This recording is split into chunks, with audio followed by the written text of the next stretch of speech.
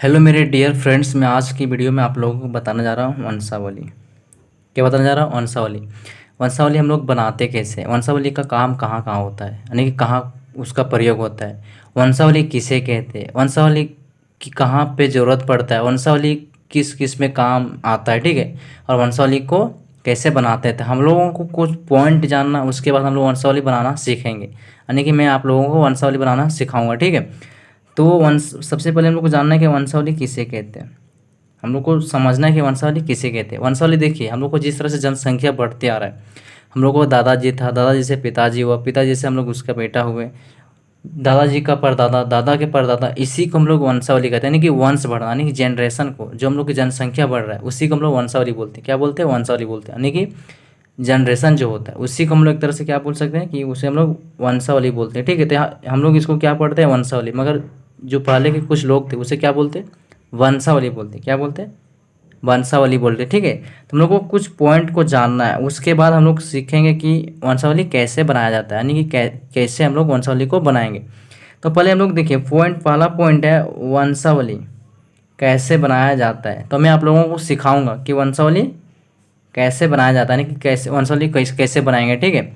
दूसरा पॉइंट है वंशावली बनाने के लिए खतियान या खतियानी रसीद लगता है, इसमें पूर्वजों का नाम रहता है, ठीक है। यानी कि हम लोगों का जो ज़मीन होता है, ज़मीन का एक खतियान होता है, खतियान का एक रसीद भी होता है, रसीद करता है, उसमें हम लोगों का जो होता है वंश होता है, यानी कि पूर्वजों का नाम लिखा होता है। क्या होता है? पूर्वजों का नाम लिखा होता है, ठीक है।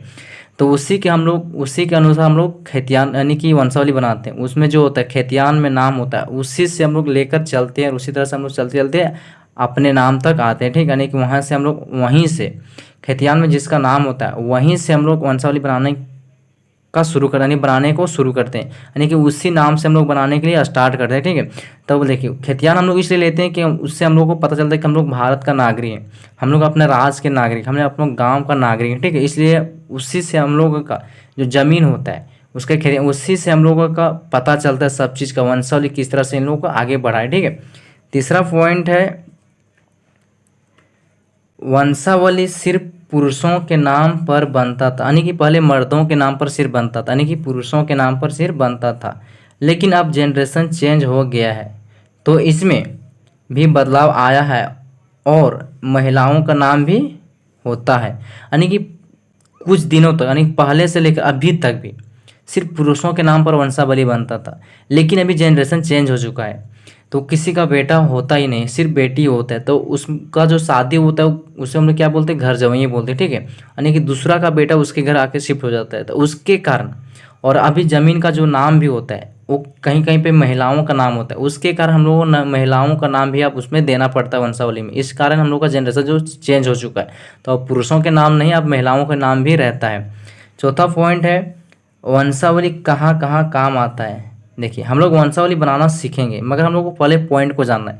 तो वो चौथा पॉइंट है वंशावली कहाँ कहाँ काम आता है, ठीक है। वंशावली हम लोग को कहाँ कहाँ काम आता है, देखिए, जमीन लेन देन हम लोग जब करते हैं, जब कोई ज़मीन बेचता है तो हम लोग उससे ज़मीन लेते हैं, तो उसमें वंशावली हम लोग को लगता है। जब हम लोग रजिस्ट्री करवाते हैं, अपने नाम करवाते हैं, जातीय आवासीय हम लोग में लगता है, इनकम सर्टिफिकेट बनाते हैं उसमें हम लोग को लगता है, सरकारी कार्यक्रम में लगता है, यानी कि सरकारी कार्यक्रम हम लोग कोई भी काम करवाते हैं तो वहाँ पे लगता है, इत्यादि। यानी कि बहुत सारे ऐसे काम है जहाँ पे वंशावली काम आता है, और हमेशा काम आता है। देखिए, पांचवा पॉइंट है है वंशावली जिंदगी भर काम आता है। वंशावली जिंदगी भर काम आता है, मैं इसलिए बोल रहा हूँ कि जिंदगी भर कैसे काम आता है। वंशावली जिंदगी भर काम आता है। आपका पिताजी था, दादाजी था, उन लोगों का भी अगर कोई काम करवा रहा था तो वहाँ पे भी वंशावली लग रहा था। आप आए, आप भी वंशावली बनाए होंगे, आपका दादा परदादा बनाए, आपका बाल बच्चा भी वंशावली बनाएगा, और उस चीज़ को लगेगा, काम हमेशा लगेगा। इसके कारण वंशावली जिंदगी भर काम आएगा, ठीक है। छठा पॉइंट है, तो वीडियो को पूरा देखिएगा। देखिए, आप पूरा वीडियो को आप नहीं देखिएगा तो आप समझ नहीं पाइएगा, ठीक है। तो वीडियो को पूरा देखिएगा, सब कुछ समझ में आ जाएगा। एक बार बनाना सीख गए तो हमेशा बनाने लगोगे, ठीक है। अगर एक बार सीख गए तब मास्टर बन जाओगे, आप दूसरा का वंशावली बना दोगे, आप दूसरा का वंशावली बना दोगे, ठीक है। और यह भी आसान है। तो आप हमारे चैनल को ज़रूर से ज़रूर सब्सक्राइब कर लीजिएगा, ठीक है। अगर हमारे चैनल पर नए तो चैनल को सब्सक्राइब कर लेना। तो इस वीडियो को पूरा देखना, क्योंकि अगर एक बार वंशावली बनाना सीख गए तो आप वंशावली तुरंत बना लोगे। और दूसरों अगर कोई देगा भी कि मेरा वंशावली बना दो, तो उसका अगर इनकम, उसका अगर ज़मीन का खेतियान देगा वो अपना जो रसीद देगा उसके हिसाब से आप उसका वंशावली बना दोगे। अगर वो बोलेगा कि वंशावली बना दो तो आप उसका वंशावली बना दोगे, ठीक है। तो चलिए हम लोग 7वां पॉइंट है, चलिए हम लोग वंशावली बनाना सीखते हैं कि वंशावली कैसे बनाया जाता है, ठीक है। तो देखिए हम लोग सबसे पहले क्या बनाएंगे, वंशावली, ठीक है।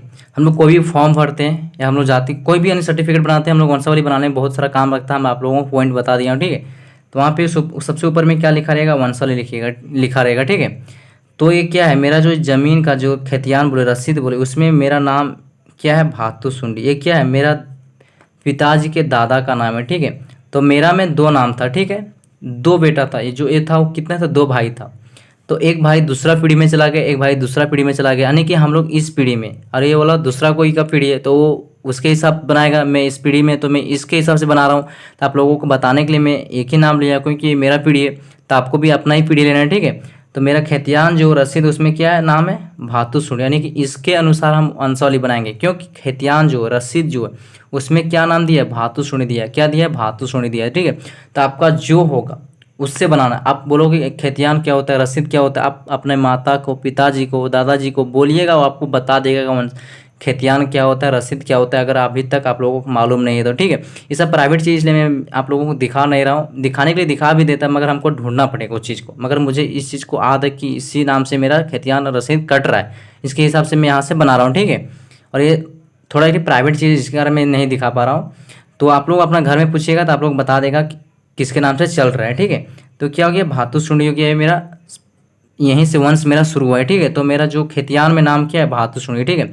तो भातु सुंडी का हम लोग को जानना है कि इसका बेटा कितना ठीक कितना बेटा था।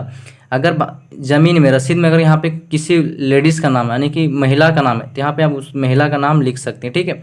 जैसे ही मेरे दादा का दादा का दादा का नाम है तो वहाँ पे दादी का नाम रहेगा, ठीक है। यानी यहाँ पे पुरुष का नाम है तो यहाँ पे क्या रहेगा, महिला का नाम रहेगा, जरूर रहेगा। क्योंकि लड़की महिलाओं के नाम पर भी ज़मीन होता है, उसके नाम पर भी खेतियान चलता है, ठीक है। तो वहाँ पे महिलाओं का नाम रहेगा, तो इसके हिसाब से आपको बताना है कि आप किसका नाम पे है, ठीक है।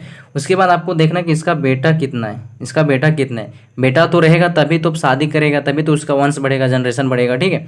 तो इसका बेटा कितना ठो, 3 बेटा है। कितना बेटा है, 3 बेटा है। तो आपको अपने हिसाब से बनाना है कि उसका कितना बेटा, आपका जो रिलेशन होगा, आपका जो वंशावली होगा, यानी वंश होगा, जनरेशन होगा, उसके हिसाब से आपको बताना है। तो इसका कितना बेटा है, 3 बेटा, ठीक है। तो पहला का नाम क्या है, चोली महतो, दूसरा का नाम क्या है, ज्योति महतो, तीसरा का नाम क्या है, पोखी महतो। क्या है, पोखी महतो, ठीक है। तो उसी तरह से आपको देखना कि इस यहाँ पे जिसका नाम होगा खेतियान में उसका कितना बेटा है, उसके हिसाब से आपको इस तरह से स्ट्रक्चर बनाना है, ठीक है। ऐसे ले लेना, ऐसे स्ट्रक्चर बनाना है। देखिए मैं स्ट्रक्चर बना लिया हूँ, ठीक है। उसी तरह से आपको जितना बेटा है, 3 बेटा है तो 3 स्ट्रक्चर बनाना है, लाइन खींचकर 3 का नाम लिख देना। अगर 2 ही है तो 1 2 ही लिखना है। अगर 4 तो एक यहाँ रहेगा, यहाँ पे रहेगा, यहाँ पे रहेगा, यानी कि 4 इसी तरह से बना देना, ठीक है। उसके बाद देना कि मैं किस पीढ़ी में आता हूँ, ठीक है। तो मैं इस पीढ़ी में आता हूँ, किस में आता हूँ, सेकंड में आता हूँ। किस में, सेकंड में आता हूँ। तो सेकंड वाला का कितना बेटा है, सेकंड वाला का कितना बेटा है, 4 ठो बेटा है। कितना, 4 ठो बेटा है, ठीक है। तो मैं 4 ठो स्ट्रक्चर बनाया हूँ, ठीक है। कितना बनाया, 4 ठो स्ट्रक्चर बनाया हूँ मैं, 4 ठो स्ट्रक्चर बनाया हूँ। अब मान लो कि इन लोग का बेटा है, इन लोग का बेटा है, तो इन लोग अलग पीढ़ी में चला गया, इन लोग अलग पीढ़ी में चला गया, ठीक है। इसमें हम है और इसमें हम है। अब इसका जो है यानी कि ये भी है, ये भी, इसका भी बेटा है, इसका भी बेटा, इसका बेटा नहीं है, ठीक है। तो इसका क्या बेटा नहीं, इसका सिर्फ क्या है, बेटी है।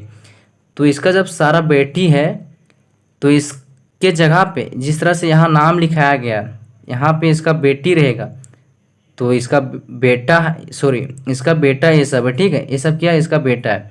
तो अगर इसका बेटा नहीं रहेगा तो वंश तो नहीं बढ़ेगा, मगर जब जब एक बेटी रहेगा तो उसके हिसाब से क्या होगा, उसका जो जो शादी होता है, हम लोग गाँव में क्या होते हैं उसको हम क्या बोलते हैं, घर जमे रहना बोलते हैं। क्या बोलते हैं, घर जमे रह गया। तो उसी तरह से आपको उस तरह से उसके हिसाब से आपको बनाना पड़ेगा, ठीक है।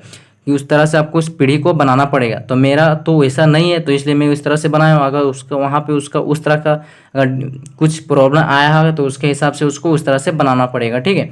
तो अब देखिए इसका कितना बेटा है, 4 ठो बेटा है। तो मैं यहाँ पे 4 ठो बेटा लिख दिया हूँ। कितना बेटा, 4 ठो बेटा है। तो क्या है, पहला क्या है, बेजू महतो, दूसरा क्या है लाछो महतो, तीसरा क्या है कोलेश्वर महतो, चौथा क्या है भोला साहू। ठीक है, ये मेरा अपना रियल जो मैं आप लोगों को बता रहा हूँ। आप देखना कि आप किस में आते हैं। मेरा पीढ़ी 3 ही स्टेप में ख़त्म हो रहा है। ठीक है, तो आपको देखना कि आपका कितना पीढ़ी तक जा रहा है। तो मैं किस में, मैं मेरा दादाजी का नाम क्या है जोधी महतो। ठीक है, और मेरा दादा का पिता का नाम क्या है भातु सुनी। ठीक है, तो मेरे दादा का नाम क्या है जोधी महतो, और मेरे दादा कितना बेटा 4 ठो बेटा है। पहला क्या है बेजू महतो, दूसरा लाछो महतो, तीसरा कोलेश्वर महतो, चौथा क्या है भोला साहब। ठीक है, तो मैं किस में आता हूँ, मैं तीसरा में आता हूँ। मैं किस में आता हूँ, मैं तीसरा में आता हूँ। ठीक है, मैं तीसरा में आता हूँ। अब मैं तीसरा में आता हूँ तो अब मान लो कि इसका जो है मैं तीसरा में आता हूँ। ठीक है, तो इसका मान लो कि एक बेटा एक बेटी है। क्या, एक बेटा है और एक बेटी है। ठीक है, अब इसका जब एक बेटा और एक बेटी है तो आपको इस तरह से भी आपको स्ट्रक्चर बनाना पड़ेगा। ठीक है, अब इसको मैं इसलिए स्ट्रक्चर इसलिए बनाने बोल रहा हूँ कि आप जो आवेदन दोगे, आप कोई भी फॉर्म भरोगे। ठीक है, अगर आपका शादी नहीं हुआ है, आप कुंवारा हो। ठीक है, तो आपको अपना नाम लिख सकते हैं, क्योंकि ये हो गया इसका कितना बेटा है 2 बेटा, एक मेरा भाई हो गया एक मैं हो गया। ठीक है, तो क्या हो गया हम लोग 2 भाई हो गए, यानी कि इसका कितना बेटा 2 बेटा। ठीक है, अगर मान लो कि इसके जगह पे इसका बेटा नहीं रहता, यहाँ पे कोई लड़की होता है। ठीक है, मान लो कि यहाँ पे हम क्या लिख देते हैं